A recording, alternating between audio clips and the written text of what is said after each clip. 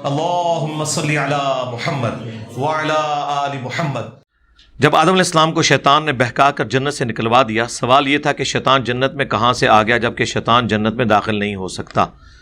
شیطان کو وسوسہ دلانے کے لیے کہیں داخل ہونے کی کوئی ضرورت نہیں ہے۔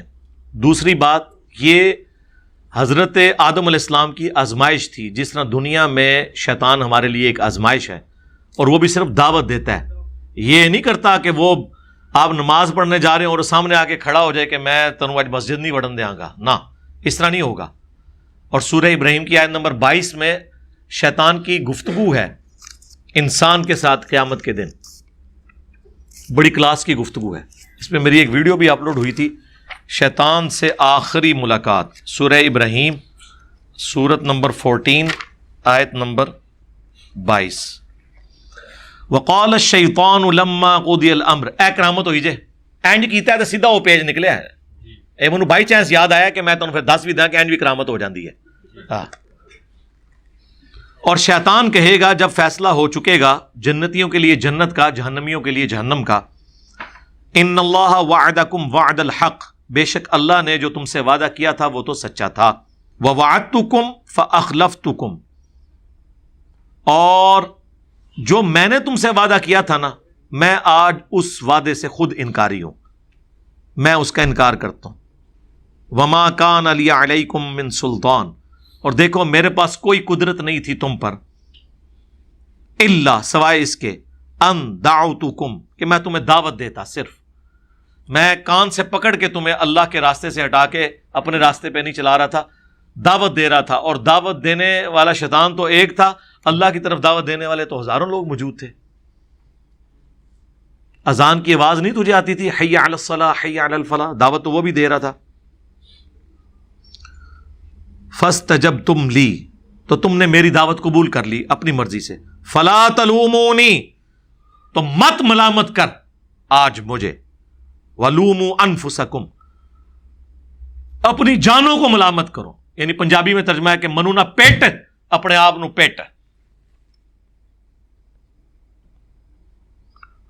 ما انا بمصرخکم، دیکھو آج میں تمہارا کوئی مددگار نہیں ہو سکتا، وما انت بمصرخی، اور نہ تم کوئی میری فریاد رسی کر سکتے ہو۔ انی کفرت بما اشرکتمون، میں انکاری ہوں اس بات سے جو تم مجھے شریک کیا کرتے تھے، من قبل، اس سے پہلے، یعنی جو تم نے مجھے اللہ کے مقابلے پہ ٹھہرایا ہوا تھا۔ اب آپ سوچ رہے ہوں گے کہ شیطان کی عبادت کرنے والا تو ایک چھوٹا سا فرقہ ہے جو سیٹنزم کو فالو کرتا ہے۔ بھائی انجانے میں ہر وہ مسلمان اور کافر جو اللہ کی مرضی کو چھوڑ کر شیطان کی مرضی پہ چل رہا ہے، گویا کہ وہ اس کی عبادت ہی کر رہا ہے، کیونکہ عبادت ٹوٹل اوبیڈینس کا نام ہے۔ شیطان کی پیروی کرنا گویا کہ اس کی عبادت ہے۔ ان الظالمین لہم عذاب علیم، بے شک ظالمین کے لیے دردناک عذاب ہے۔ وادخل الذین آمنوا وعملوا الصالحات، اور داخل کر دیے جائیں گے اہل ایمان اور نیک اعمال کرنے والے ایمان لانے کے بعد، جنات تجری من تحتها الانہار، ان باغات میں جن کے نیچے نہریں بہتی ہوں گی، خالدین فیہا باذن ربہم، وہ رہیں گے اس میں ہمیشہ ہمیش اپنے رب کے اذن کے ساتھ۔ تحیتہم فیہا سلام، اور وہاں ان کا جو استقبال ہوگا، جو آپس میں ان کا تکیہ کلام ہوگا، سورہ یونس میں بھی آیا، وہ سلامتی کے ساتھ ہوگا۔ جنت میں سلام سلامی ہے ہر طرف۔ اللہم اجعلنا منہم مع النبیین والصدیقین والشہداء والصالحین۔ تو یہ شیطان اس اعتبار سے اٹیچ ہے۔ بخاری مسلم میں حدیث ہے کہ شیطان انسان کے خون میں دوڑتا ہے، جسم میں خون کی طرح۔ مسلم شریف میں حدیث ہے ہر انسان کے ساتھ ایک فرشتہ ہے جو اسے نیکی کی طرف بلاتا ہے، اور ایک جن شیطان ہے جو اسے برائی کی طرف۔ ایک صحابی نے جرت کر کے پوچھ لیا آپ کے ساتھ بھی؟ فرمایا ہاں میرے ساتھ بھی، لیکن اللہ نے مجھے اس کے اوپر قدرت دی ہے، وہ مطیع ہو گیا ہے۔ میرے ساتھ جو شیطان اٹیچ ہے نا، میرا شیطان بھی مجھے نیکی کی طرف بلاتا ہے، وہ مطیع ہو گیا ہے۔ یہ صرف رسول اللہ کا پروٹوکول ہے۔ ما ضل صاحبکم وما غوا، تمہارے نبی نہ کبھی بہک کے ہیں نہ کبھی بے راہ چلے۔ باقی عبد القادر جیلانی کے ساتھ بھی جو شیطان ہے نا، وہ بھی انہیں برائی کی طرف بلاتا ہے۔ کوئی گستاخی نہیں ہوگی، آپ لوگ خود ہی ہمیں سناتے ہیں کہ وہ ایک بار بادل کی شکل میں نمودار ہوا اور کہا عبد القادر آج کے بعد نمازیں معاف، میں تیرا رب ہوں. تو عبد القادر جیلانی نے فرمایا کہ نمازاں تے نبی نو معاف نہیں سن ہوئیاں، وہ صرف نانگے پیراں نو معاف ہوندیاں نے، تو شیطان ہے. انہوں نے پڑھا لا حول ولا قوت الا باللہ، وہ چیخ مار کے غائب ہو گیا اور کہا کہ میں نے تیرے اس مقام پہ پہنچے ہوئے 70 غوث اس سے پہلے ورغلا دیے ہیں، تو تے شاہی کوئی نہیں عبد القادر جیلانی، تیرے علم نے تنوں بچا لیا. تو انہوں نے کہا مجھے میرے علم نے نہیں، اللہ کے فضل نے بچایا. ہم کہتے ہیں رکو ذرا، صبر کرو، ریوائنڈ کرو. یہ تم نے ابھی کیا کہا کہ 70 غوث عبد القادر جیلانی کے لیول کے ورغلا دیے؟ تو پیر تو پکڑا جاتا ہے ہدایت کے لیے، جو 70 غوث خود گمراہ ہو گئے انہوں نے مریداں دا کے بنیا ہوئے گا. ہائے ہائے ہائے ہائے، ٹائم قیامت تک جے جواب دینا جے اس گل دا. پھر پیر او پڑھو ما ضل صاحبکم وما غوا، جس کی قبر مدینے میں ہے، جس کے پیچھے اللہ کھڑا ہے. الحمدللہ صلی اللہ علیہ وآلہ وسلم. میں I8 اسلام آباد والی مسجد میں اعتکاف بیٹھا تھا. ہاں جی، میں بھی وہاں پہ بیٹھ چکا ہوں اعتکاف 8 سے 12 سال پہلے. جماعت الدعوہ کی مسجد اہل حدیث کی. ایک مولانا صاحب محمد سلفی صاحب آ کر بیان دینے لگے. ان سے سوال ہوا کہ بخاری مسلم میں آل امیہ کی بدماشیوں پر جو حدیثیں آئی ہیں آپ ان میں سے ایک بھی بیان نہیں کرتے، جبکہ ہمارے شیعہ بھائی بیان کرتے ہیں. انہوں نے کہا کہ باپ اور چچا کی لڑائی میں بیٹے کا کوئی کام نہیں. ہائے میں صدقے جاواں، ہاں باپ اور چچا کی لڑائی میں بیٹے کا کوئی کام نہیں، دادے کا تو ہے نا. ہاں دادا تو کہے گا چپ کر رہا ہے، بدماشی کر رہے ہیں، اے میرا منڈا ٹھیک کہہ رہا ہے. تو آپ کیا دادے کو کہیں گے دادا جی تو کیا کام ہے، اے وابی وہ کام کر رہے جی دادا جی. جی جب رسول اللہ فرما دیں صلی اللہ علیہ وآلہ وسلم کہ عمار کو باغی جماعت قتل کرے گی، عمار اللہ اور جنت کی طرف بلائے گا، یعنی مولا علی کی طرف، اور وہ جماعت یعنی بنو امیہ جہنم کی طرف بلا رہی ہوگی. تو اب یہ بات علی اور معاویہ سے نکل کر رسول اللہ کی بارگاہ میں پہنچ چکی ہے. تیری اوقات ہے، دیکھ لو اہل حدیثاں دا چگا بھی میں لاتا جے. اہل حدیث نے لبادہ اوڑا ہوا تھا نا قرآن و حدیث کا، کیسا اترا ہے. اگر تم لوگ آل امیہ کی بدماشیاں بخاری مسلم سے ماننے کے لیے تیار نہیں ہو تو حنفی کیوں رفع الیدین کی حدیثیں پڑھ کے رفع الیدین شروع کریں؟ وہ بھی تو یہی کہتے ہیں کہ ہمارے بزرگ جو ہیں وہ کیا پاگل تھے. بڑا برا وقت آیا جب وہابیاں تھے، یقین کرو اتنا برا وقت بریلویاں تے نہیں سی آیا وہابیاں دے ہتھوں جو ہمارے پلیٹ فارم سے وہابیوں کے حق میں آیا. برا وقت آ گیا، ساروں کے کوئی نہیں بچا. وہ جیسوریہ دے بیٹھ تو کوئی نہیں سی بچا. صحیح بخاری میں ایک حدیث ہے کہ حجرہ کی دیوار گرنے سے حضرت عمر کا پاؤں نکلا ہے. جی میں نے کئی دفعہ بیان کیا ہے ایسا کیسا ممکن ہے کہ 8 فٹ نیچے قبر ہو اور حضرت عمر کا پاؤں صرف ایک دیوار گرنے سے. وہ حجرے کی جو دیوار گری تھی نا میرے بھائی، وہ اپنی بیسمنٹ سمیت گرے تھی. اس کی وجہ سے جب اس کی وہ صفائی کر رہے تھے نئی دیوار تعمیر کرنے کے لیے تو اس دوران پاؤں نکلا. یہ ممکن ہے، کیوں نہیں ہو سکتا. یہاں پہ میں ضمناً آپ کو بتا دوں، اس وقت جو روزہ شریف آپ کو نظر آ رہا ہے نا، پریکٹیکلی روزہ شریف اس سے ایٹ لیسٹ 30 فٹ نیچے ہے. یہ پوری مسجد نبوی ایلیویٹ ہوئی ہے. کل ہی بلکہ وہ ہمارے ایک بھائی ہوتے ہیں عبد الباسط بھائی، مسجد نبوی میں وہ ان کی میڈیا ٹیم کے مین کرتے دھرتے ہیں، پاکستان سے ہیں ماشاءاللہ، فیصل آباد سے. عربی بھی اچھی ہے ان کی، انگلش بھی. تو یہ سعودی عرب کے جو مسجد نبوی کا ٹی وی چینل اور باقی ڈاکومنٹریز بنتی ہیں اس کو ہی دیکھتے ہیں. تو وہ بتانے لگے کہ روزہ شریف میں وہ کہہ رہے ہیں کہ یہ جو گنبد خضرا کے نیچے نبی الاسلام کی قبر مبارک اور یہ صحابہ کرام کی قبریں ہیں، یہ کوئی بھی نہیں دیکھ سکتا. ایک تو یہ جس لیول پہ جعلی شریف ہے اس سے بہت نیچے ہے اور اس کے گرد پوری دیوار بنا کے اسے ایلیویٹ کیا ہوا ہے. قبر مبارک تک کوئی پہنچ نہیں سکتا، وہ سیلڈ ہے. اور پھر انہوں نے کہا کہ اپنے آڈینس کو یہ بھی بتائیں کہ یہ جو لوگ کہتے ہیں نا کہ گنبد خضرا کے اوپر ایک کھڑکی ہے اور یہ کہانی انہوں نے مشہور کی. میں نے کہا وہ کہانی بیسیکلی سنن دارمی میں لکھی ہوئی ہے کہ حضرت عائشہ کے زمانے میں بارش نہیں ہو رہی تھی تو انہوں نے اپنے حجرے کی چھت کے اوپر سے کہا کھڑکی کھولو، تو وہ آسمان سے ایکسپوز ہوئی تو بارش شروع ہوگی. وہ منقطع روایت ہے. اس کی بنیاد پہ وہ کہتے ہیں گنبد خضرا میں بھی آج ایک کھڑکی ہے، وہ اگر کھول دی جائے تو بارش، وہ کہتے ہیں کرونا بھی چلا جائے گا. وہ کہنے لگا وہ کھڑکی تو کئی سالوں سے سعودی حکومت نے سیل کر دی ہوئی ہے، وہ کھڑکی کھلتی ہی نہیں ہے، وہ مکمل سیلڈ ہے، دھوپ بھی نہیں اندر آتی. تو میں نے خیر انہیں کہا آپ جب پاکستان آئے تو انشاءاللہ پورے مسجد نبوی کے حوالے سے اندر باہر جو تعارف ہے، آپ اس کے اوپر ویڈیوز بھی وہاں سے، تصویریں بھی کافی کھینچ کے رکھی ہوئی ہیں. وہ کہتے ہیں میں آ کے انشاءاللہ آپ کے پلیٹ فارم سے اسے بریف کر دوں گا. علی بھائی، ایک صاحب جن کا نام صاحبزادہ فلاں فلاں ہے، وہ کہتے ہیں نماز میں کل 28 دفعہ رفع الیدین کرنا ہے تو پورا کریں. تو ان کو کیا کریں؟ آپ کو کسی نے روکا ہے؟ ہمیں جو مشورہ دے رہے ہیں کریں. اس میں سے کیا نکالنا ہے؟ میں بتاتا ہوں کیا نکالتے ہیں. وہ کہتے ہیں سجدوں میں رفع الیدین نہیں کرتے. جی ہم کر لیتے ہیں. شروع کرو. ٹرو گے کرو تو صحیح. تسی دسو کیوں نہیں کرتے؟ آپ کے نماز کا سکون برباد ہوتا ہے تو وطروں میں کیوں کرتے ہو؟ عید میں کیوں کرتے ہو؟ سال بعد نماز پڑھتے ہو 6 زائد تکبیروں کے رٹان دیں نا. ویسے انہوں نے تانوں نا نیت بھی غلط سکھائی ہے. 6 زائد تکبیروں کے مع رفع الیدین کے.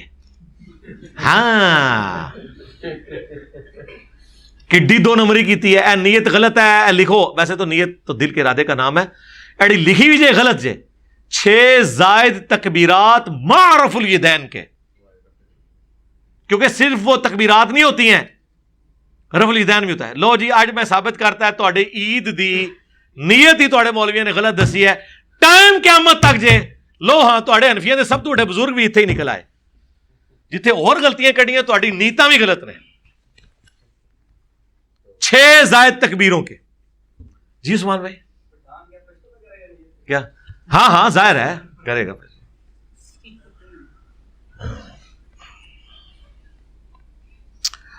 اگر کسی کو بینک کے ذریعے قرض دیا جائے اور کوئی گواہ نہ بنائے جائیں تو کیا یہ جائز ہوگا؟ بینک کے ذریعے کیسے قرض ہوگا؟ وہ تو ریٹرن میں ہوتا ہے. یعنی آپ لے کے خود آگے دے رہے ہیں، نیکی کا کام کر رہے ہیں، گلے پوے گی انشاءاللہ. سورۃ البقرہ میں کہا گیا ہے کہ لین دین کے لیے گواہ کرنا. جی گواہ کرنا ضروری ہے. بینک جو آپ کے ساتھ لین دین کر رہا ہوتا ہے وہ ریٹرن میں ہی کر رہا ہوتا ہے، اس طرح تو نہیں کر رہا ہوتا. اگر آپ نے بینک سے لے کے کسی اور کو دیا ہے تو ریٹرن میں کریں، کیونکہ وہ مر گیا یا آپ مر گئے تو پھر کیسے معاملات آگے چلیں گے. میں نے ایک عزیز سے دریافت کیا کہ نکاح لمبا کرنے اور رخصتی دیر سے کرنے میں کیا مسئلہ ہے؟ تو انہوں نے جواب دیا کہ اسلام کے مطابق نکاح کے بعد بیوی کا خامد پر حق ہے 3 ماہ میں 1 مرتبہ صحبت کی جائے. یہ بالکل غلط ہے جی. سیدہ عائشہ کا نکاح جو ہے وہ 6 سال کی عمر میں ہوا ہے، رخصتی 9 سال کی عمر میں ہوئی ہے. 3 سال تو وہ بھی بیٹھی رہی ہیں. یہ کوئی ضروری نہیں ہے. وہ آپ نے گیون سرکمسٹانسز خود دیکھنے ہیں. میں نے ٹیلی گرام جوائن کیا تھا اور اس میں باہر کی کمپنی نے مجھے $5 انعام کے طور پر دیے تھے. کیا انعام تو آپ کہیں سے بھی لے سکتے ہیں. سود اور جوا حرام ہے. انعام تو کوئی بھی دیتا ہے، گورنمنٹ بھی دے آپ لے لیں. انعام کا کوئی مسئلہ نہیں ہے. میں عابد جھنگ سے ہوں. مجھے آپ کے بیان سننے کی وجہ سے درس نظامی سے نکال دیا گیا. سننے کی وجہ سے نکال دیا گیا؟ وہ کیوں؟ یہ تو بالکل غلط کیا انہوں نے. آپ نے عمل کرنا شروع کر دیا ہوگا اس لیے نکالا ہے. سننے سے تو کوئی فرق نہیں پڑتا.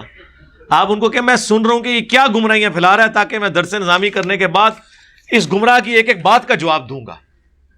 آپ یہ بات کریں نا، توریہ کر کے وقت گزارے نا ان کے ساتھ. ہاں توریہ کرنا ضروری ہے. توریہ اسی موقع کے اوپر ہے. حضرت ابراہیم نے اسی لیے تو توریہ کیا تھا جو بخاری میں آتا ہے. جب اس بادشاہ نے کہا کہ یہ عورت کون ہے، انہوں نے کہا میری بہن ہے. اور حضرت سارہ کو کہا کہ تو اسلام کے رشتے میں میری بہن ہے، ویسے تو بیوی ہے. کیونکہ انہیں خطرہ تھا کہ میں نے کہا کہ میری بیوی ہے تو مجھے قتل کر کے اس سے شادی کرنے کی کوشش کرے گا. اور وہ تو حضرت ابراہیم تھے. کون سا عبد القادر جیلانی تھے کہ نگاہ مار کے لوٹے کی طرح اسے مار دیتے. ہاں بار اللہ کی طرف سے معجزہ ظاہر ہوا کہ جب وہ حضرت سارہ کی طرف ہاتھ بڑھانے لگا تو اس کے ہاتھ شل ہو گئے. 2 دفعہ کیا اور تیسری دفعہ پھر وہ پیچھے ہٹ گیا. اور حضرت ہاجر، ہاجرہ لفظ نہیں ہاجر لفظ ہے، تحفے میں دیں، اور جو دوسری بیوی بنی حضرت ابراہیم علیہ السلام کی. علی بھائی آپ کی ٹیم کو اور آپ کو میری طرف سے بہت دعاؤں کے ساتھ سلام. وعلیکم السلام. باقی میرا سوال یہ ہے کہ میں نے اپنی شادی سے پہلے ایک وعدہ کر لیا ہے اپنے اللہ سے، اے اللہ خیر کہ شادی خیریت سے ہو جائے. جی خیریت سے ہی ہو جائے اور کامیاب بھی ہو جائے اگے ٹرو. میں جب بھی پنجاب آؤں گا تو اللہ اور اس کے رسول کی خاطر دین سیکھنے کی نیت سے لازمی چکر لگایا کروں گا. ایڈو لمبا سوال کیا ہوا ہے میرے بھائی؟ ان نیکی اپنے کول رکھو، سوال کرو. کیا یہ میرا عمل قرآن و سنت کے مطابق ہے؟ جی قرآن و سنت کے مطابق ہے. وہ جو حدیث ہے نا بخاری مسلم کی کہ کوئی شخص ایکسٹرا آرڈنری ثواب کی نیت سے 3 مسجدوں کے علاوہ سفر اختیار نہ کرے، مسجد حرام، بیت المقدس اور مسجد نبوی، وہ نماز پڑھنے کے اعتبار سے ہے باقی آپ کسی بھی جگہ علم دین کے لیے سفر کر سکتے ہیں. وہ حدیث ہے صحیح مسلم کے اندر کہ جو علم دین حاصل کرنے کے لیے کسی راستے پر چلے گا اللہ تعالیٰ جنت کا راستہ اس کے لیے آسان کر دے گا. لہٰذا علم دین کا جو سفر ہے وہ آپ کی اچھی نیت ہے، اللہ تعالیٰ قبول کرے انشاءاللہ. آپ کے مطابق میدان محشر میں اللہ پاک نبی الاسلام کو معنی خصوصی کے طور پر شفاعت کے لیے بلائیں گے. جی میرے مطابق نہیں ہے، یہ قرآن کی آیت ہے. عسیٰ ان یبعثک ربک مقاما محمودا، اور یہ آیت تلاوت کر کے سورہ بنی اسرائیل کی بخاری مسلم میں الفاظ ہیں.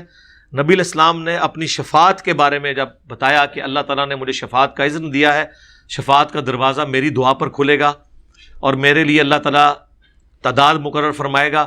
وہ پوری حدیث کے اینڈ پہ آتا ہے. نبی الاسلام فرمایا کہ چاہو تو قرآن پڑھ کے دیکھ لو، قرآن میں بھی اس کا ذکر ہے. تو یہ میں نے نہیں فرمایا، رسول اللہ نے فرمایا ہے، اور یہ بخاری مسلم میں ہے اور قرآن میں ہے. لیکن سورہ فرقان کی 43 نمبر آیت سے لگتا ہے کہ اللہ تعالیٰ نے اپنے نبی کو شفاعت کا حق دے کر شکوہ کیا ہے کہ آپ ایسے لوگوں کی وکالت بھی کریں گے. افانت تکون علیہ وکیلا، نہیں یہ ایسا نہیں ہے میرے بھائی. سورہ فرقان کا پورا اسلوب یہ ہے کہ وہ کافر جنہوں نے آپ کی دعوت قبول نہیں کی، کیا آپ ان کی طرف سے کوئی وکالت کر سکتے ہیں؟ اب رہ گیا کسی شخص کا یہ کہنا کہ جو شخص نبی علیہ السلام کا باغی ہے اور ہے کلمہ گو مسلمان، اس کی طرف سے نبی علیہ السلام کیسے وکالت کریں گے؟ تو کسی حد تک آپ کی بات درست ہے. وہ تو سورۃ الفرقان کی آیت نمبر 30 میں آیا، وہ آپ کیوں بھول گئے یہاں لکھنا؟ وقال الرسول یا ربی ان قوم اتخذوا هذا القرآن مہجورا، رسول اللہ شکایت کریں گے کہ میری امت نے قرآن کو پیٹھ کے پیچھے ڈال دیا تھا. اسی سورہ فرقان میں یہ بھی ہے کہ نبی علیہ السلام شکایت بھی لگائیں گے. عقیدہ شفاعت، اس کے اوپر میری آپ ویڈیو دیکھیں. شفاعت کا عقیدہ یہ کوئی قرآن سے نہیں ٹکراتا، قرآن میں اس کی جڑ موجود ہے. من ذا الذی یشفع عنده الا باذنہ، کون ہے جو اللہ کے حضور کسی کی شفاعت کرے مگر اس کے اذن سے؟ بالاذن شفاعت موجود ہے. اب رہ گیا گناہگار لوگوں کی شفاعت. خوارج تو اس کا انکار کرتے ہیں، ہم اسے جائز اس لیے سمجھتے ہیں کہ بخاری مسلم میں احادیث ہیں، اور اس سے بڑھ کر قرآن میں اللہ تعالیٰ نے سورہ النساء کی آیت نمبر 48 اور 116 میں فرمایا ان اللہ لا یغفر ان یشرک بہ ویغفر ما دون ذلک لمن یشاء. اللہ شرک کو معاف نہیں کرے گا، اس کے علاوہ ہر گناہ معاف کر دے گا جس کے لیے چاہے گا. جب اللہ خود کہہ رہا ہے کہ میں شرک کے علاوہ ہر گناہ، چاہے وہ کتنا بڑے سے بڑا گناہ کیوں نہ ہوا، میں معاف کر دوں گا، تو سرکار آپ کو کیا تکلیف ہے؟ وہ معاف جب کرے گا تو وہ کسی ڈھنگ سے کرے گا، کسی طریقے سے کرے گا. کر رہا وہ ہوگا جس طرح کے کالج اور یونیورسٹی دیتی ہے میڈلز، لیکن دلواتی ممانے خصوصی سے. تو قرآن میں جڑ موجود ہے کہ گناہگار شخص بھی بخشا جائے گا اگر وہ موحد ہوا. تو آپ کو کیا مسئلہ ہے میرے بھائی؟ یہ آپ کا تو کوئی لینا دینا نہیں. باقی میری وہ ویڈیو دیکھیں، میں نے اصول میں منکرین احادیث کا قرآن سے رد کیا. کیا امام خود اقامت کہہ سکتا ہے؟ بالکل کہہ سکتا ہے، کوئی مانت نہیں. امام اذان بھی کہے، اقامت بھی کہے، اور اقامت کہنے والے کا پہلی صف میں ہونا بھی ضروری نہیں ہے، چوتھی صف والا بھی اقامت کہہ سکتا ہے. ہمارے جو مفتی صاحب تھے وہ فوت ہو گئے بریلویوں کے، تو وہ ہر تیسرے چوتھے جمعے خود اقامت کہہ لیتے تھے، اور وہ کہتے تھے میں لوگوں کو بتانا چاہتا ہوں کہ اقامت ہو جاتی ہے. لیکن اصل بات اور ہوتی تھی، جب ان کے پیچھے کوئی داڑھی والا پہلی صف میں نہ کھڑا ہو پھر وہ خود کہتے تھے، جب کوئی داڑھی والا ہو تو اس سے کہلواتے تھے. لیکن یہ بات وہ کہنا نہیں چاہتے تھے، ورنہ وہ بغیر داڑھی والے چندہ بند کر دیتے. جنگ جمل وہ پہلی جنگ ہے جو مسلمانوں کے دو گروہوں کے درمیان لڑی گئی. ان دونوں طرف میں جل القدر صحابہ کرام تھے. آگے بھی ٹرو.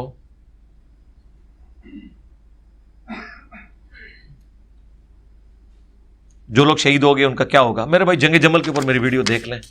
ہم یہ سمجھتے ہیں کہ حضرت علی کا گروہ حق پہ تھا. احادیث کی روشنی میں مخالفین جو ہیں ان کی غلطی اجتہادی ہے، کیونکہ حضرت عائشہ نے بھی بعد میں معذرت کر لی، حضرت طلحہ زبیر نے بھی معذرت کر لی. طلحہ نے بھی جنگ چھوڑ دی، مروان نے انہیں قتل کر دیا. مستقل حاکم میں آتا ہے کہ گھٹنے میں تیر مارا کہ یہ جنگ چھوڑ کے جا رہا ہے، اس کی وجہ سے ہم جنگ ہار جائیں گے. وہ ہار بھی گئے. حضرت زبیر کے بارے میں تو ہے کہ حضرت علی نے انہیں فرمایا کہ تمہیں یاد ہے جو المستدرک الحاکم میں ہے، مسند احمد میں، کہ تم سے نبی علیہ السلام نے فرمایا تھا کہ تم ظالم ہوگے. اس وقت یہ ظالم کے الفاظ ہیں کہ تم علی کے خلاف تلوار اٹھاؤ گے. تو انہوں نے کہا مجھے تو بھلا دیا شیطان نے. وہ جنگ چھوڑ کے چلے گئے. حضرت علی کا ایک فوجی تھا ابن جرموز، جو بعد میں خارجی ہو گیا. اس نے جا کے حضرت زبیر کو قتل کیا، حالانکہ مصنف ابن ابی شیبہ میں موجود ہے، حضرت علی نے فرمایا جو جنگ چھوڑ جائے اس کا پیچھا نہیں کرنا۔ ہمارے نزدیک تو حضرت طلحہ زبیر کو جنگ چھوڑ دینی چاہیے تھی، حضرت علی کی طرف آ جانا چاہیے تھا۔ جب حق پتہ چل جائے پھر نیوٹرل تو نہیں ہونا چاہیے۔ آج کل نیوٹرل لفظ بڑا خطرناک ہوا ہے، بلکہ خطرے ناک ہوا ہے۔ حق کا ساتھ دینا چاہیے تھا، لیکن بہرحال وہ جنگ چھوڑ گئے۔ اور حاکم کے اور مسند احمد کے الفاظ ہیں، حضرت علی کو جب پتہ چلا تو فرمایا کہ صفیہ کے بیٹے کے قاتل کو جہنم کی بشارت دو، کیونکہ میں نے رسول اللہ سے سنا تھا ہر نبی کے کچھ حواری ہوتے ہیں، خاص ساتھی، اور میرا حواری زبیر ہے۔ یہ حضرت علی نے اپنا اجتہاد کیا ہے، نبی اسلام کی کوئی حدیث نہیں ہے کہ زبیر کا قاتل جو ہے وہ جہنم میں ہے۔ یہ حضرت علی کی شرافت ہے۔ مصنف ابن ابی شیبہ میں اور فضائل صحابہ احمد بن حنبل کی کتاب میں ہے، حضرت علی کہا کرتے تھے میں اللہ سے امید کرتا ہوں کہ یہ جو قرآن کی آیت ہے سورۃ الحجر کی، کہ قیامت والے دن اللہ تعالیٰ ان کے دلوں سے ایک دوسرے کے خلاف غل کینہ نکال دے گا، اور یہ آمنے سامنے تختوں پہ بیٹھے ہوں گے، تکیوں پہ ٹیک لگائے ہوئے۔ یہ میرے عثمان، طلحہ اور زبیر کے بارے میں کہ اللہ تعالیٰ ہمارے دلوں میں کوئی ایسی بات ہے تو نکال دے گا۔ مصنف ابن ابی شیبہ میں تو حضرت طلحہ اور زبیر کا ذکر ہے، فضائل صحابہ احمد بن حنبل کی کتاب میں جو طریق ہے اس میں حضرت عثمان کا بھی ذکر ہے۔ باقی میرا کربلا والا ریسرچ پیپر آپ پڑھ لیں۔ تو حضرت علی نے اس حوالے سے مسئلہ صرف اہل صفین کا، اور اس میں بھی جو امیر صفین ہے ان کا، امیر شام کا ہے، وہ آپ میری ویڈیوز دیکھ لیں۔ ہم تو یہ ٹاپک دفنا چکے ہیں۔ میں اکثر فیس بک پر پوسٹ کرتا ہوں، صرف 17 رکھتے ہیں جن کا حساب لیا جائے گا، باقی کا ثواب ملے گا۔ لوگ وطر کے بارے میں کوشچن پوچھتے ہیں۔ میرے بھائی جو 17 رکعتوں والی حدیث ہے بخاری و مسلم کی، اس میں نبی اسلام نے فرمایا کہ دن رات میں تم پہ 5 نمازیں ہیں، اور اس میں بھی اس بدو نے، عرابی نے کہا کہ میں صرف فرض ہی پڑھوں گا، تو نبی اسلام فرمایا کہ جس نے جنتی کو دیکھنا ہے اس کو دیکھ لے، اگر یہ اس بات پہ قائم رہا تو یہ کامیاب ہو گیا۔ اس میں چھٹی نماز کا ذکر نہیں ہے۔ اب رہ گئی وطر۔ وطر کی نماز سنت موقدہ ہے۔ یہ حقیقت ہے کہ فجر کی 2 سنتیں اور عشاء کے 3 وطر یہ سب سے زیادہ تاکیدی سنتیں ہیں، لیکن فرض پھر بھی نہیں ہے، یہ واجب تو ہے ہی نہیں۔ یہ واجب علماء کی ٹرم ہے۔ احادیث میں فرض اور نفلی نماز آیا ہے، اور بعض اوقات فرض کے لیے واجب کا لفظ آتا ہے۔ ٹائم قیامت تک ہے۔ وطر واجب ہے، یہ دکھائیں، ہم آپ کو دکھاتے ہیں۔ ترمذی میں ہے، سنن دارمی میں ہے، مولا علی علیہ السلام کہتے ہیں وطر سنت ہے، سنت ہے، سنت ہے۔ تسی کہہ دو واجب ہے، واجب ہے، واجب ہے۔ تو آڈے باوے دی منی ہے، یہ چھوٹی چھوٹی باویاں دی منی ہے کہ مولا علی دی منی ہے۔ اور پھر حضرت علی نے ساتھ فرمایا لیکن اسے مت چھوڑو، یعنی یہ تاکیدی سنت ہے، کوشش کرو اسے کر لو۔ لیکن 3 دفعہ کہا کہ سنت ہے، یعنی میرا تاکید دلانا اس کو فرض نہیں کر رہا، رہے گی سنت۔ جس طرح میں لوگوں سے ریکویسٹ کرتا ہوں یار ننگے سر نماز ہو جاتی ہے، لیکن یار ٹوپی پہن لیا کرو۔ اب اس کا مطلب کیا ہے؟ ٹوپی واجب ہے مرد کے لیے؟ نہیں۔ ہاں، عورت کے لیے سر ڈھانپنا واجب ہے۔ ابو داؤد میں حدیث ہے جو عورت بالغہ ہو ننگے سر نماز پڑھے اس کی نماز قبول نہیں ہوتی۔ تو وطر کا آپ ان کو بتایا کریں کہ یہ سنت ہے۔ ترمذی کی حدیث وطر سنت ہے، سنت ہے، سنت ہے، مگر اسے مت چھوڑو، وہ آپ شیئر کروائیں اور بتا دیں کہ حضرت علی نے یہ ترغیب دلائی اور کہا اسے سنت ہے۔ اب ٹائم قیامت تک ہے، جو تمہارے بابے تمہیں کہتے رہے کہ 3 وطر واجب اس رات دے، یہ کتنے لکھے ہے؟ ہاں تو پڑھیں، ہم تو پڑھتے ہیں الحمدللہ۔ صاحب کا یہودی عالم صحابی رسول حضرت عبداللہ بن سلام کا مختصر تعارف۔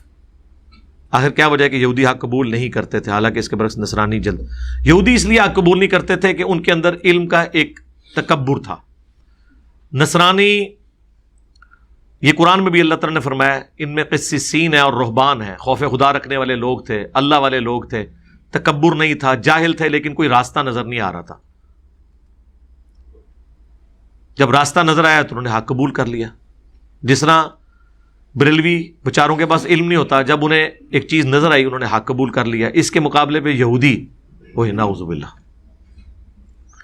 اس کے مقابلے پر دیوبندی اور اہل حدیث وہ ہر بات کا جواب ہی دیتے رہتے ہیں، اور جواب دیتے دیتے مر جاتے ہیں، بات قبول نہیں کرنی ہوتی۔ یہ میں بات کروں کٹر لوگوں کی، علماء کی، پبلک کی نہیں۔ تو یہ نبی اسلام کے زمانے میں بھی ایسے تھا، تو اس وجہ سے انہوں نے، وہ چونکہ جواب دیتے تھے، انہیں زوم تھا کہ ہم بنو اسرائیل ہیں، ہمارے پاس کتاب کا علم ہے۔ جب قرآن نے ان کی غلطیاں نکالی تو وہ تو حضرت عیسیٰ علیہ السلام ہی تھے نا جو غلطیاں نکالتے تھے، تو ان کے قتل کا فتویٰ جاری ہوا اور اللہ نے انہیں اٹھا لیا. ہمارے نبی کے کیس میں اللہ نے پھر نبی کو نہیں اٹھایا, نبی اور ان کے صحابہ کی تلواریں مسلط کر دی. ہر دفعہ تو نہیں آپ کی مرضی کا کام ہوتا, اللہ تعالیٰ کی اپنی سنت ہے, جو چاہے وہ کرے. آپ علیہ السلام نے فرمایا میری امت کبھی غلط بات پر اکٹھی نہیں ہو سکتی. یہ الفاظ اس طرح ہیں المعجم الکبیر طبرانی اور حاکم میں کہ میری امت کبھی گمراہی پر جمع نہیں ہوگی, جماعت پہ اللہ کا ہاتھ ہے. یعنی پوری امت جو کام کر رہی ہوگی وہ گمراہی نہیں ہوگا. جس طرح پوری امت 5 نمازوں کی قائل ہے, کوئی اختلاف نہیں ہے, یہ گمراہی نہیں ہو سکتی. پوری امت مردوں کو قبلہ رخ دفناتی ہے, کوئی گمراہی نہیں ہوتی. پوری امت کعبے کی طرف منہ کر کے نماز پڑھتی ہے, اجمیر شریف کی طرف, بغداد شریف کی طرف منہ نہیں کرتی. اجمیر اور بغداد والے بھی کعبے کی طرف منہ کرتے ہیں, گمراہی نہیں ہو سکتی. لیکن پوری امت حنفی نہیں ہے, شافعی بھی ہیں, مالکی بھی ہیں, حنبلی بھی ہیں, جعفری بھی ہیں, لہذا اجماع ختم. اہل الحدیث بھی ہیں, اجماع ختم. اجماع ہوگا پوری امت ایک بات کرتی ہو. یہاں تو فرقے کیا, فرقیاں بھی الگ الگ باتیں کرتی ہیں. اجماع یہ ہے کہ فجر کے 2 فرض, زور کے 4 فرض, عصر کے 4, 3 مغرب کے اور 4 عشاء کے ہیں. 4 رکعتوں کو پڑھنے پہ اجماع ہے کہ پہلے قیام ہے, قیام کے بعد رکوع ہے, رکوع کے بعد کھڑا ہونا ہے, پھر سجدے کی طرف جھکنا ہے, 2 سجدوں کے درمیان بیٹھنا ہے, 2 رکعتوں کے بعد بیٹھنا ہے, اور 4 رکعتوں کے بعد بیٹھ کے نماز کو مکمل کرنا ہے. بیچ میں رفع الیدین کرنا, پڑھنا, اس میں کم زیادہ اس پہ اختلاف ہو سکتا ہے, لیکن بیسک سٹرکچر نماز کی سیم ہے. جس طرح ایک انسان اندھا ہو, دوسرا لولا ہو, تیسرا لنگڑا ہو, اور چوتھا بالکل صحیح سلامت ہو, یعنی رفع الیدین کرنے والا, سب کو انسان ہی بولا جائے گا, سب کو نماز ہی بولا جائے گا.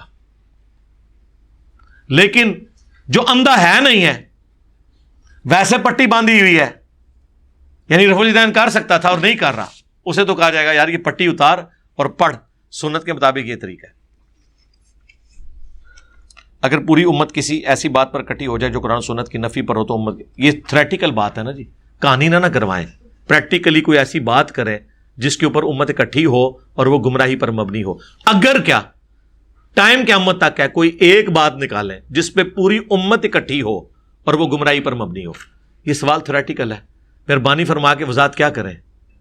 تھریٹیکل سوال کا جواب نہیں ہوتا, اور یہ ہوگا ہی نہیں. یہ تو آپ اس طرح کہہ رہے ہیں کہ اگر قرآن میں تحریف ہو جائے تو پھر علی بھائی قرآن کی جو آیت ہے کہ ہم نے اس کی حفاظت کی ذمہ داری لی, اس کا کیا بنے گا؟ ہم کہیں گے رکو ذرا, صبر کرو, کہاں تعریف ہوئی ہے؟ وہ جی اسرائیل والوں نے اتنی صورتیں بنا دی, کس مسلمان کے گھر میں وہ صورتوں والا قرآن پڑھا جا رہا ہے؟ کسی کے نہیں. جی شیعہ کے قرآن کے 40 پارے ہیں, خود دیکھیں, نہیں, جا کے دیکھ لو. پارے تو ہے ہی تفریق بعد کی ہے, اس لیے اس میں ظلم بھی ہوا ہے. سورہ ہجر کی ایک آیت پارہ نمبر 13 میں ہے, باقی پوری سورت جو ہے 14 نمبر پارے میں ہے, اور ایک آیت بھی وہ ایک لائن کی تھی, اس ایک لائن کو بچا کے کون سی اسلام کی خدمت کی ہے کہ سورت کو یہ 2 ٹکڑے کر کے رکھ دیے. سورہ یاسین تھوڑی سی ایک پارے میں ہے, باقی ساری دوسرے میں ہے. سورہ ہود اتنی لمبی سورت ہے, تھوڑا سا حصہ جو ہے وہ 11ویں پارے میں ہے, باقی سارا 12ویں میں ڈال دیا, ایک صفحہ سیدھا کرنے کی خاطر. پتہ نہیں, من لگتا ہے کہ جنہیں تھوک لا کے انج کر کے برابر صفحے پڑھنے رہے. تو پارے تو ہے ہی بات کی بات ہے. قرآن کی تو صورتیں ہیں 114. پاروں کی تفریق تو بعد میں ہوئی, جب لوگوں میں سستی ہوئی تو کہا کہ چلو جو بندہ ہر ہفتے قرآن نہیں ختم کر سکتا وہ مہینے میں ایک دفعہ کر لے, تو 30 دنوں میں ڈیوائیڈ کر لیا, جو چیز ہی بعد میں. تو میرے بھائی قرآن کے اوپر بھی اجماع ہے, کوئی ایسی بات لے کے آئے نا. یہ جس کا بھی سوال ہے, اگر اس کے پاس کوئی مثال موجود ہے تو وہ بیان کر سکتا ہے, اگر مثال نہیں ہے تو میں نے اس کا جواب دے دیا. ایک پاکستانی نجات اسکالر جو کہ امریکہ میں ہوتے ہیں, نام لکھا ہوا ہے, نام لینے کی ضرورت نہیں, ان کو بھی آپ کی طرح نیوٹرل تصور کیا جاتا ہے. نہیں, نیوٹرل وہ اب وقت کے ساتھ ساتھ ہوئے ہیں. وہ پہلے وابی فرقے کو لے کے چلتے تھے, پھر وابیوں کے ہاتھ لگے کرتے کرتے تو اتنے نیوٹرل نہیں ہیں جتنے ہم ہیں. نیوٹرل کو چیک کرنے کا طریقہ یہ ہوگا کہ جو سنی شیعہ کنفلکٹ سے بھی اوپر اٹھ جائے.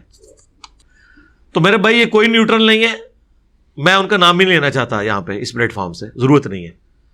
آپ کو طریقہ بتا دیتے ہیں نیوٹرل کا چیک ہونے کا. نیوٹرل کے چیک ہونے کا طریقہ یہ کہ جو ٹاپک میں بنا رہا ہوں نا، جس کی وجہ سے سارے فرقوں کو لگی ہوئی ہے آگ، اور وہ بیسک مسائل ہیں، جب وہ کوئی بیان کرے گا نا تو پھر میں اسے نیوٹرل مانوں گا. اب آپ ایسی بات کریں ہی نا کہ جس میں کوئی فرقہ آپ کے خلاف ہو، یا خلاف اس نوعیت کا نہ ہو جس طرح میرے ہوئے میں، تو پھر آپ ابھی تک مکمل طور پہ نیوٹرل نہیں ہوئے، کسی فرقے کو لے کے چل رہے ہیں. ہمارے علم میں اس پلیٹ فارم کے علاوہ دنیا میں اس وقت کم از کم ریلیجن اسلام میں کوئی پلیٹ فارم نہیں ہے جو نیوٹرل ہے. سب کے سب فرقے کی آؤٹ پٹ ہے، فرقے ان کی سپورٹ میں کھڑے ہیں.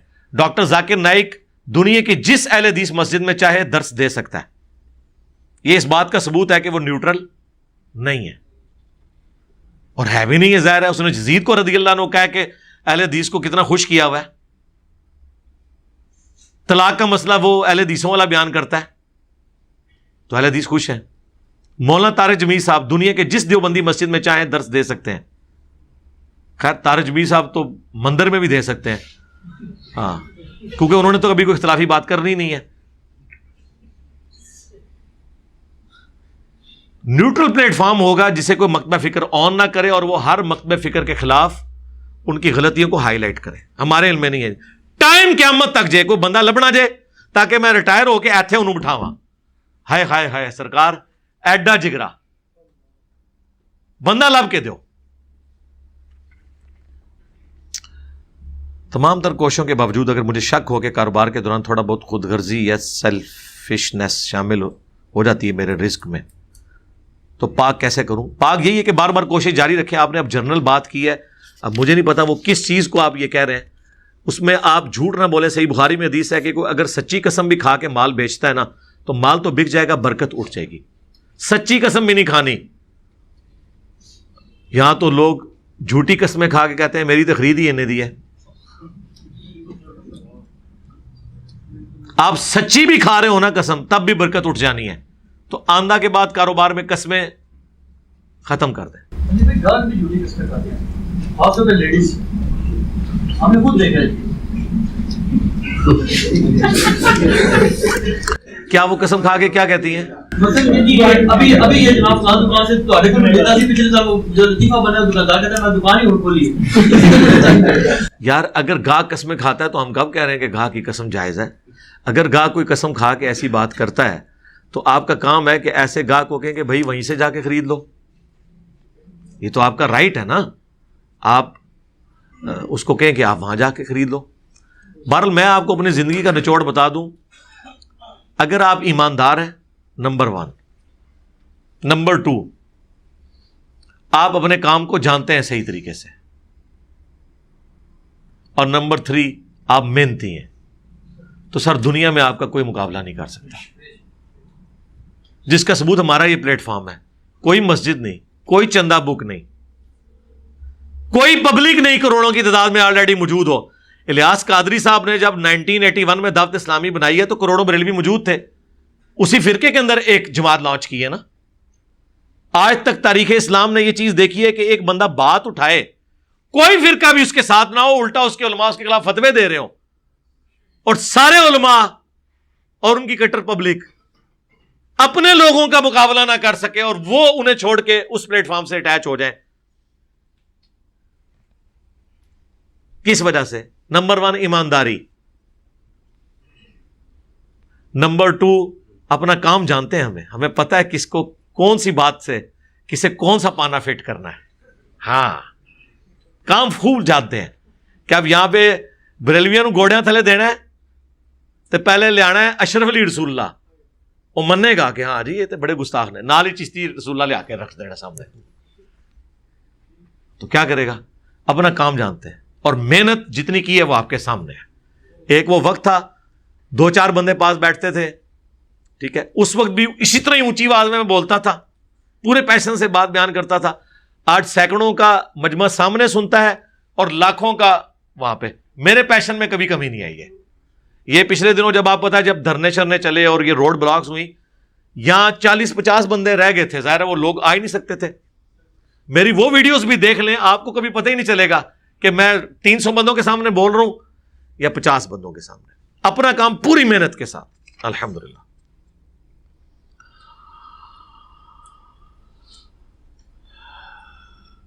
دوسروں کی بات کان لگا کر جو لوگ سنتے ہیں ان کے بارے میں کیا ہدایت ہے؟ اگر تو آپ کا یہ کام ہے نا کسی کی بات سن کے کوئی ملک کے آپ پازیٹیولی کوئی جاسوسی کر رہے ہیں پھر تو ٹھیک ہے. اگر آپ جو ہے وہ پالیٹکس میں دخل دے رہے ہیں اور کام آپ کا تھا ملک کے اندرونی اور بیرونی جو معاملات ہیں ان کے اندر ملک کی حفاظت کرنا، پھر تو ہم آپ کو کہیں گے یار یہ کیا کام آپ کر رہے ہیں. اور کیا یہ ہدایت ماں باپ کے بالغ بچے کے ساتھ کرنے پر کیا لکھا ہے؟ کیا یہ ہدایت، یہ اوپر کیا لکھا ہوا ہے جی؟ یہ سوال آپ کیا لکھا ہوا ہے؟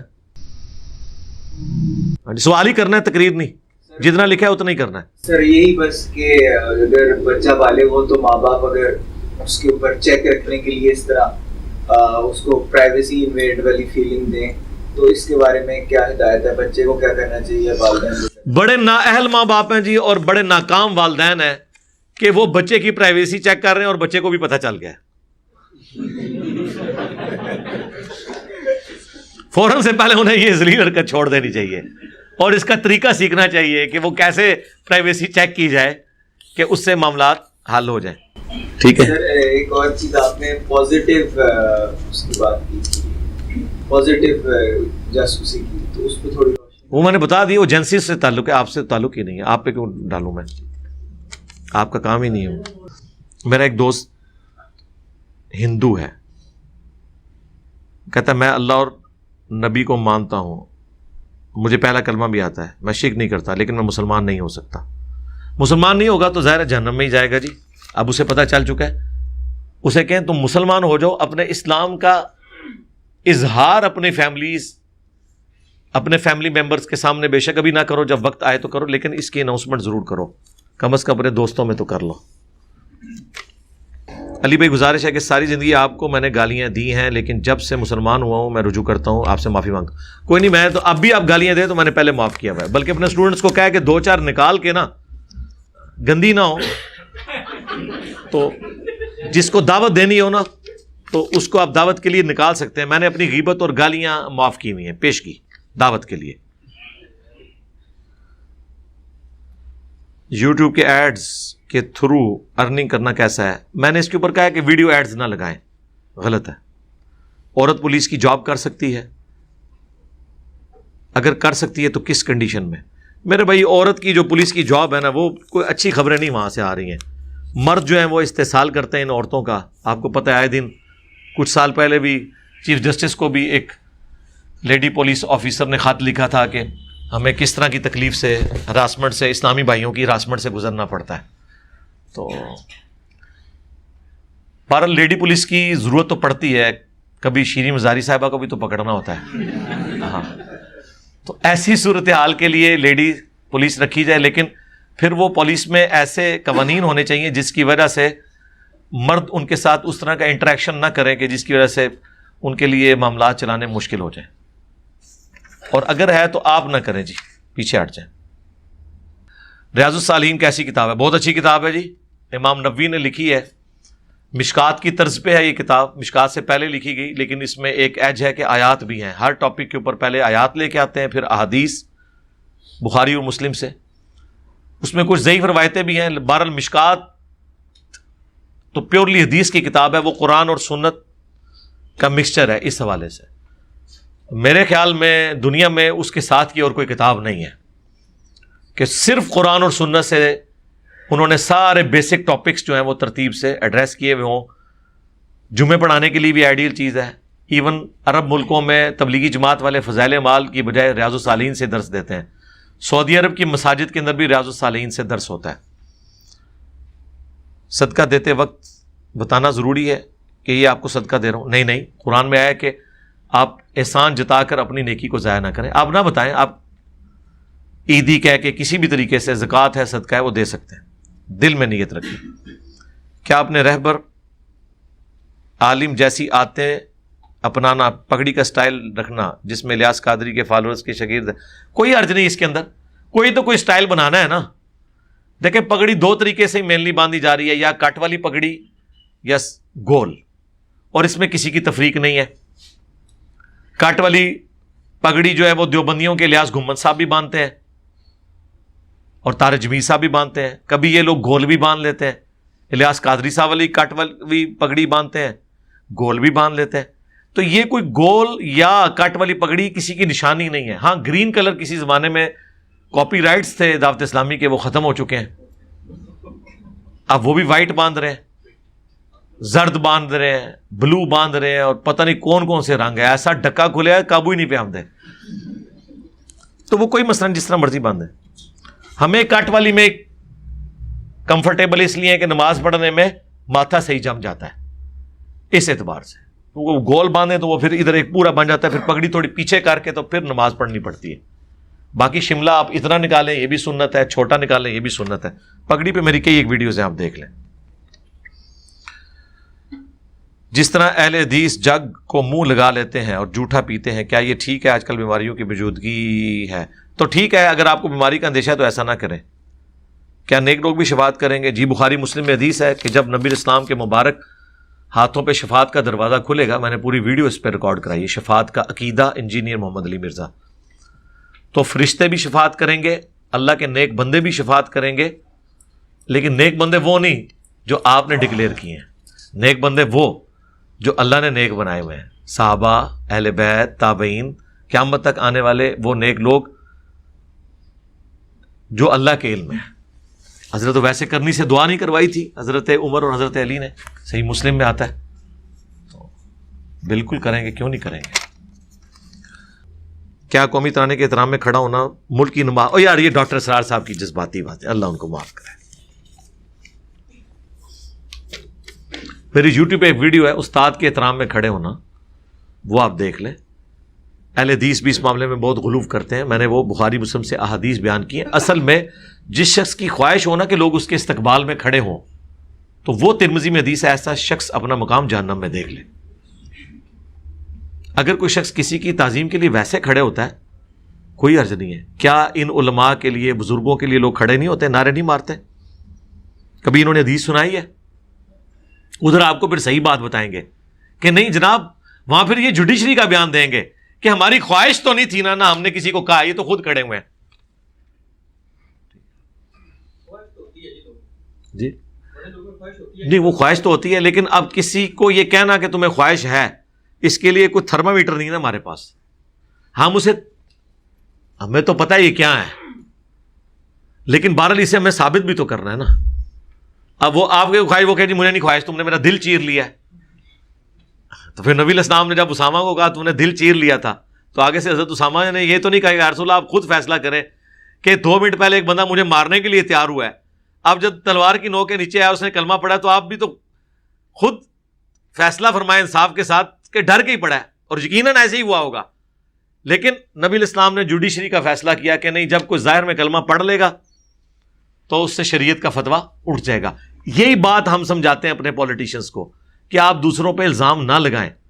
شریعت میں الزام لگانے سے کوئی شخص چور ثابت نہیں ہو جاتا, ٹھیک ہے, کوئی شخص زانی ثابت نہیں ہو جاتا, ٹھیک ہے. اس طرح نہ الزامات لگائیں, جو آپ ثابت نہیں کر سکتے چھوڑ دیں, اللہ تعالیٰ خود بدلہ لے گا.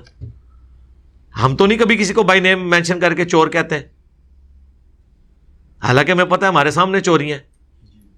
ان 3.5 سالوں کے اندر کیا کچھ ہوا ہے ملک کے ساتھ ہمیں پتہ ہے. تو چھوڑ دیں یار. آج کل شہروں میں واٹر سپلائی لائن میں سیوریج کا پانی شامل ہو جاتا ہے, تو کیا ایسے پانی سے غسل ہو جائے گا؟ کیونکہ ہم گھروں میں سپلائی کا پانی استعمال کرتے ہیں. دیکھیں, اگر بو اور ذائقہ پانی میں آ گیا نا پھر تو نہیں ہوگا, اور اگر اس لیول تک نہیں گیا تو پھر غسل بھی ہو جائے گا اور وہ پانی بھی پاک ہے, کیونکہ وہ بہتا ہوا پانی کثرت کی مقدار میں, کیونکہ وہ کنویں سے نکلتا ہے پھر پورے پریشر کے ساتھ آپ کے گھر تک پہنچتا ہے, مسلسل وہ بہہ رہا ہوتا ہے. اور اگر یہاں تک نوبت آ گئی ہے پھر تو ظاہر ہے وہ آپ نہیں استعمال کریں گے, وہ ناپاک ہی ہے. تو اب رہ گیا اس کو آگے کیسے آپ کو اچھا پانی پرووائڈ کیا جائے. تو جہنم آ جائے, یہاں تو زمین میں پانی ہے, اچھا ہجرت کر جائیں. حکومتوں کو تو ہم کہہ بیٹھے, آپ دیکھ لیں کتنے عرصے سے یہ لوگ حکومت میں بیٹھے ہوئے ہیں. سندھ میں آج بھی لوگ اسی طریقے سے مر رہے ہیں.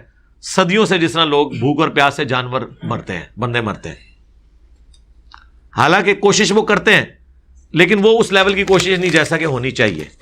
میرا خیال ہے ابھی بھی شہروں میں کافی ایسی جگہ موجود ہیں جہاں پہ ان لوگوں کو بسایا جا سکتا ہے.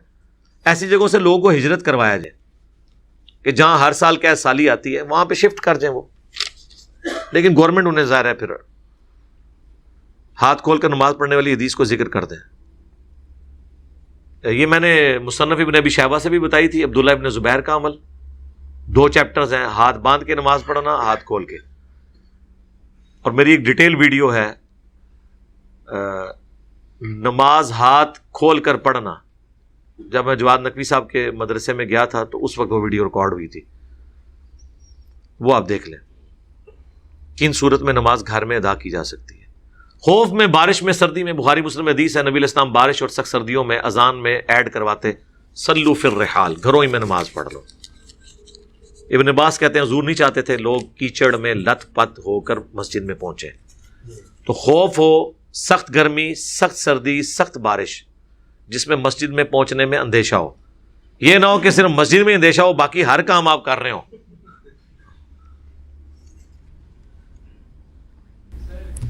بات ایڈ کرنا چاہوں گا. there are some documentaries on YouTube from the NASA and some different perspectives کہ وہاں پہ وہ کہتے ہیں کہ ہم ان چیزوں کو جان چکے ہیں اور وہاں پہ وہ اپنے کچھ بندوں کو ٹیلیپیتھی، ریکی اور مختلف علوم جو وہ پڑھا رہے ہیں اس چیز کے اوپر، اور وہ ڈاکومنٹریز کے اندر ایز اے ایویڈنس اسے استعمال کر کے لوگوں کو پڑھا رہے ہیں. جی میں آپ کو بتاؤں، پہلی بات ہے گورا کنجوس نہیں ہے. اگر یہ چیز اسٹیبلش ہو جائے گی تو اگلے دن مارکیٹ میں آ جائے گی. بلیک ہول نظر آیا نا تو اگلے دن آ گیا. یہ ساری چیزیں جب ہو جائیں گی نا وہ مارکیٹ میں آ جائیں گی. لیکن میں آپ کو بتا دوں جو چیز اللہ نے ڈیسٹنی میں مقرر کی ہوئی ہے نا وہ اس چیز سے بندہ باہر نہیں نکل سکتا. مثلا دنیا کا کوئی علم نہ آج نہ قیامت تک انسان کو موت سے بے پرواہ نہیں کر سکتا. ٹھیک ہے، اس کے اوپر تقدیر نے قلم توڑ دی ہے. ٹھیک ہے، یہ چیز اسٹیبلش ہے. نمبر 2، نبی کا معجزہ ریپروڈیوس کوئی نہیں کر سکتا، ورنہ جو شخص اس کو سائنٹیفکلی ریپروڈیوس کرے گا وہ بھی حقدار ہے کہ اس کے نام کا کلمہ پڑھا جائے. میں آپ کو بتا رہا ہوں قیامت تک کسی نبی کا کوئی معجزہ ریپروڈیوس نہیں ہو سکتا دنیا کے کسی علم سے، ورنہ اس کی نبوت سٹیک پہ لگ جائے گی. اگر موسیٰ بھی لاٹھی کو سانپ بنا لے اور ایک سائنٹسٹ بھی یا ٹیلی پیتھی کا جاننے والا بھی بنا لے تو ٹھیک ہے. لہٰذا آپ کی وہ ساری تحقیق میں نے پہلے ہی فارغ کر کے آپ نے جو ہزاروں سال بعد انسان نے تحقیق کرنی ہے میں اس کا رزلٹ آپ کو پہلے ہی بتا رہا ہوں. امپاسبل، ایسا کبھی نہیں ہوگا. نہ کوئی موت سے آزاد ہوگا، نہ کسی نبی کے معجزے کو کوئی ریپروڈیوس کر سکے گا. کبھی نہیں ہوگا کوئی علم ایسا ہو کہ انگلیوں سے پانی کے چشمے جاری ہو. یہ بین ہے کیونکہ نبوت سٹیک پہ لگ جائے گی. وہ سارے کام جو رسول اللہ نے کر کے دکھائے، فزیکل فینومینا آف نیچر کو توڑنے والے، یہ سارے کام اگر کوئی اور کرے. حضرت موسیٰ کے زمانے میں اگر جادوگروں نے کیا، ہزاروں لوگوں نے رسیاں دیکھی، اللہ نے ان کو رسیاں ہی نہیں مانا. کیا کہا؟ ایلوژن ہے. کہا کہ نظر آئیں. گویا قرآن نے یہ بیان کر دیا ہے کہ کوئی علم ایسا نہیں ہے جس میں کوئی بندہ سانپ بنا سکے. قرآن نے کہا کوئی مکھی نہیں بنا سکتا. آپ میٹا فزکس سارے بابے مرے زندہ نکال لیں، انجینئر صاحب اکیلے ان کا مقابلہ کرنے کے لیے تیار ہیں کہ تم سب کچھ فراڈ بات کرتے آئے، تم کچھ نہیں کر کے دکھا سکتے. اور یہ ہم اس کو اسی طرح حق مان رہے ہیں جس طرح 2+2=4 اور قرآن کو حق مانتے ہیں. ہم جوتے کی نوک پہ رکھتے ہیں یہ ساری تحقیقات. کبھی بھی ایسا نہیں ہوگا، آج بھی نہیں ہوا، آندہ بھی نہیں ہوگا. اور یہ چیزیں ہماری طرف سے میں نے یہ ویڈیو میں پہلے ریکارڈ کرا دی ہیں. مسئلہ 131 ABC میں نے کہا نا دیکھیں، اس میں نے یہ ساری باتیں کلیم کی ہیں. 1.5 گھنٹے کے 4 لیکچر ہیں. یہ بھی چند جملے میں نے اس میں بولے ہیں اس ویڈیو کے کہ نبی کا معجزہ ریپروڈیوس نہیں ہو سکتا. کبھی ایسا نہیں ہوگا کہ سائنس یہ ترقی کرے کہ کوئی شخص سمندر میں لاٹھی مارے اور راستہ بن جائے. نیور. جو مرضی علم آ جائے. کچھ کرنا کرانا ہوتا نا میرے بھائی، نبی علیہ السلام کے دنیا میں آنے کے بعد تو علم اپنی انتہا کو پہنچانا، سب کچھ ہوا. روحانی علم، میٹا فزکس جو آپ کہتے ہیں، میٹا فزکس پیغمبر سے زیادہ کون جانتا ہوگا؟ تو رسول اللہ نے کوئی چیز ٹرانسفر کی ہے کسی کو؟ اگر رسول اللہ نے کیا ہے تو آج کس نے کون سا علم حاصل کر کے وہ کام کر کے دکھا دینا ہے؟ میٹا فزکس کی بات کر رہا ہوں. رہا سائنس، اس میں رسول اللہ خود بیک فٹ میں ہے. مسلم کی حدیث ہے جب وہ کھجوروں کی وہ پیوند کاری کی تھی تو فصل کم ہو گئی. حضور کو شکایت کیا, فرمایا کہ میں نے تو مشورہ دیا تھا, انتم اعلم بامر دنیاکم, دنیا کے کام تم مجھ سے بہتر سمجھتے ہو, اگر میں تمہیں اللہ کے ریفرنس سے کوئی بات کروں تو لے لیا کرو, اگر میں دنیا کے کسی کام میں مشورہ دوں نا کہ یہاں سے فصل بڑھتی ہے, وہ تم نے نہیں لینا.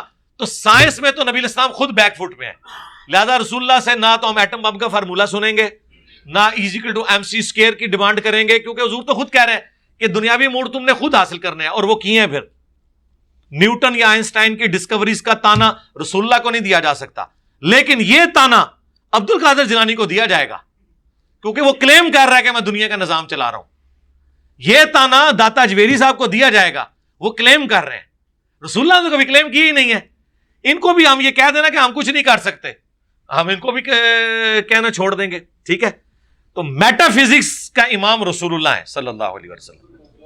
انہوں نے جو ایپیکس دینا تھا دے دیا صحابہ کو. ٹھیک ہے, وہ آپ کے سامنے ہے.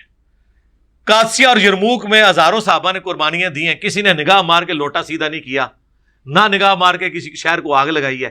ایسا پاسبل نہیں ہے. رہ گیا فزیکل سائنس کا علم, تو سر اس کے اوپر نبی الاسلام نے خود ہی کہہ دیا انتم اعلم بامر دنیاکم. یہ بقدر ایفرٹ ہے. وہ حقیقت کبھی آئنسٹائن پہ کھلے گی, کبھی نیوٹن پہ کھلے گی, کبھی سامرفیلڈ کے اوپر کھلے گی, وہ ارشمیدس کے اوپر کھلے گی. وہ ایفرٹ ہے. وہ جو کوئی ایفرٹ کرے گا, تیل کسی بزرگ نے تو نہیں دریافت کیا, یہ میٹا فزکس کی چیز نہیں تھی, لیکن بزرگ تو کلیم کرتے ہیں نا جی, تھلے دیکھا ستو سمینا تیل بھی کراس. ہاں, اور سر ایڈمن نو نظر آیا 250 سال پہلے, کتنے گئی تھوڑی میٹا فزکس؟ یہ میٹا فزکس کی چیز نہیں تھی, یہ فزیکل ورلڈ کی چیز تھی. ٹینجیبل تیل موجود ہے, روحانی طور پہ موجود نہیں ہے. فزیکل ورلڈ میں سائنس حجت ہے. ٹھیک ہے, اس میں قرآن و سنت کو ہم نہیں لے کے آتے, سوائے ان حقائق کے جو قرآن و سنت میں بیان ہوئے. رہ گئی میٹا فزکس. میٹا فزکس میں اگر کوئی چیز نبی اور ان کے ساتھیوں کو نہیں ملی نا, اس کے بعد قیامت تک ہم کسی کے حق میں قبول کرنے کے لیے تیار نہیں. امپاسبل ہے, ناٹ ایٹ آل. کوئی مردہ نہیں زندہ کر سکتا. ایک دجال کا واقعہ, وہ بھی اللہ نے ایک واقعے کے طور پہ آزمائش کے لیے کیا ہے کہ وہ کرے گا, اور وہ بھی ایک دفعہ ایک قتل کر کے زندہ کرے گا. وہ آزمائش کے طور پہ ہے, جیسا کہ شیطان بھی آزمائش ہے ہماری. ٹھیک ہے, تو میں نے جو اس لیے کہا نا کہ یہ ٹاپک اتنا لمبا ہے, 131 ABCD, یہ 3 لیکچر ہیں میرے. کرامات, معجزات, ایلوژن, استدراج, ایک ایک چیز میں نے سمجھائی ہے. درجنوں آیات, درجنوں احادیث, پوری ڈاکٹرن کلیئر کی ہے. کون سی چیز سائنس کی ڈومین میں ہے, کون سی سائنس کی ڈومین میں نہیں ہے. جس طرح میں نے کلیم کیا کہ حضور نے ہاتھ پھیرا اور پنڈلی کی ہڈی جڑ گئی, یہ فزیکل ورلڈ کی چیز تھی نا, یہ میٹا فزکس نہیں ہے, فزیکل ورلڈ کی چیز ہے. ٹھیک ہے, یہ معجزہ کوئی ریپروڈیوس نہیں کر سکتا. سائنس کبھی یہ ترقی نہیں کرے گی کہ کسی کی ہڈی 2 ٹکڑے ہو جائے اور اس کو یوں رکھا جائے اور یوں پھیرا جائے اور وہ ایگزیکٹلی اس جگہ پہ جڑ جائے اور ایسے ہو جائے جیسا کہ ٹوٹنے سے پہلے تھی. یہ تو سائنس ضرور کرے گی کہ اسے جوڑے یوں, دوائیاں دے, یہ ہڈی بڑھے, یہ بڑھے, اور بیچ میں ایک ویلڈنگ کا جوائنٹ نیچرلی جو ہیل کرتا ہے جسم, وہ ہو جائے. اس کا ہیلنگ پیریڈ تو کم ہو سکتا ہے کہ کوئی ایسی دوائی بن جائے کہ آپ وہ ہیلنگ پیریڈ 6 ہفتے سے 2 ہفتے پہ لے آئیں. یہ نہیں ہو سکتا کہ کوئی بابا نگاہ مارے. ہاں, یہ بھی ذہن رکھیں, سائنس کی ایک لمٹ ہے. یہی وجہ ہے کہ سب سے پہلے حضرت موسیٰ کا وہ معجزہ دیکھ کے کون ایمان لے کے آیا؟ جادوگر. کیونکہ جادوگروں کو پتا تھا کہ ہم تو کہانی کرا رہے ہیں, اور یہ جو کچھ کرا رہا ہے وہ صحیح کرا رہا ہے. اور انہیں یہ بھی پتا تھا کہ جادو اگر اس کا مقابلہ نہیں کر سکا تو یہ جادو نہیں ہے. ٹھیک ہے, جس طرح جادوگر ایمان لے آئے نا, انہیں پتا تھا کہانی کرا رہا ہے. بالکل میرا بھی اسی طرح ایمان ہے کہ یہ سارے بابے کہانیاں کرا رہے ہیں. ٹھیک ہے, اس لیے میں اللہ کے نبی پہ ایمان لے آیا ہوں اور اتنے اعتماد سے بات کرتا ہوں. ٹھیک ہے, اللہ کا شکر ہے. بطور رسم دولہا والے دلہن کو سونا پہناتے ہیں جو کہ اس کی ملکیت سمجھا جاتا ہے. بعد میں طلاق, آج طلاق سونا دولہا کے قبضہ میں ہوتا ہے. غلط ہے جی, اسی وقت کلیئر ہونا چاہیے. ویسے وہ آزرائے رسم نہیں ہے. جب آپ کسی کو کوئی چیز دے دیتے ہیں نا, وہ اس کی ملکیت ہے. بخاری میں حدیث ہے کہ کوئی کسی کو گفٹ دے کے واپس لے تو اس کتے کی مانند ہے جو تھوک کے چاٹے, سوائے باپ کے کہ وہ اپنی اولاد سے واپس لے سکتا ہے, کیونکہ باپ کی جو اولاد ہے وہ خود اس کی انویسٹمنٹ ہے, اور وہ باپ اولاد کا مالک ہے، اس سے تو واپس لے سکتا ہے، باقی نہیں. تو یہ غلط ہے، وہ دلہن سے واپس نہیں لینا چاہیے. قرآن میں یہ ہے کہ اگر رخصتی سے پہلے طلاق ہو جائے تو آدھا حق مہر عورت واپس کرے گی. اگر رخصتی ہو گئی پھر مرد و عورت کنسنسس کے ساتھ طے کر لیں کہ اتنا ہے. لیکن قرآن میں آیا کہ اگر ڈھیروں ڈھیر سونا بھی تم نے عورت کو دیا ہے نا حق مہر کے بس، تو واپس نہ لو. ایک صورت میں کہ اگر عورت کو مرد چھوڑ نہ رہا اور وہ خلا لینا چاہتی ہو، پھر کنسنسس سے طے کر لیں کہ ٹھیک ہے 70% میں رکھ لیتی ہوں، 30% تمہیں واپس کرتی ہوں حق مہر. اور وہ اللہ نے اوپن چھوڑا ہوا ہے. میرے والدین وفات پا گئے ہیں، میں کیا ان کا حال میں ان کے نام پر صدقہ کر سکتا ہوں؟ جی کریں. اصال ثواب کے 10 طریقے میری یوٹیوب کے اوپر ویڈیو آپ دیکھ لیں. کیا ظہر کو عصر کے ساتھ پڑھا جا سکتا ہے؟ جی ظہر کو عصر کے ساتھ بھی پڑھا جا سکتا ہے، عصر کو ظہر بغیر کسی وجہ کے، جی بغیر وجہ کے بھی پڑھا جا سکتا ہے.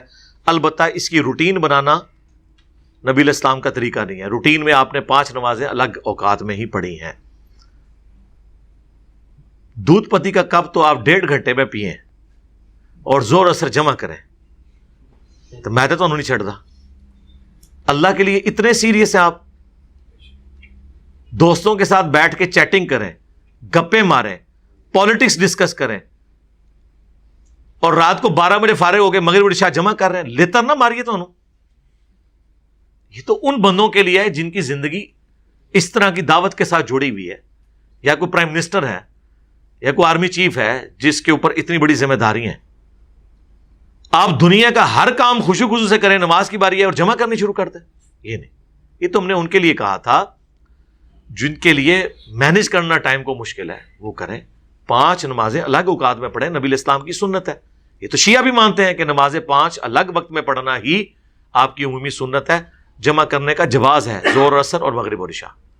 اور وہ ہم نے جواز اس لیے کہا کہ بعض کا جینوینلی باہر کے ملکوں میں لوگ نوکریاں کرتے ہیں اور وہاں پہ ان کے لیے مشکل ہوتا ہے ٹائم کو مینج کرنا، تو ان کو نماز کا وقفہ بڑا تھوڑا ملتا ہے 15 منٹ کا، اس میں ظاہر ظہر عصر جمع ہی کریں گے. وہ یہاں بیٹھنے والے گول گپے کی ریڑھی کے اوپر آدھا گھنٹہ روزانہ بیٹھنے والے، پونا گھنٹہ جا کے گولا کھانے والے، فلودے کی دکان کے اوپر ریڑھی پہ جا کے بیٹھنے والے، وہ کہہ رہے نماز جمع کرے تو ہڈی ایسی دی تیسی نماز تو جمع کرن دینے چھڑ دو فراڈ کہانی کرا دیو.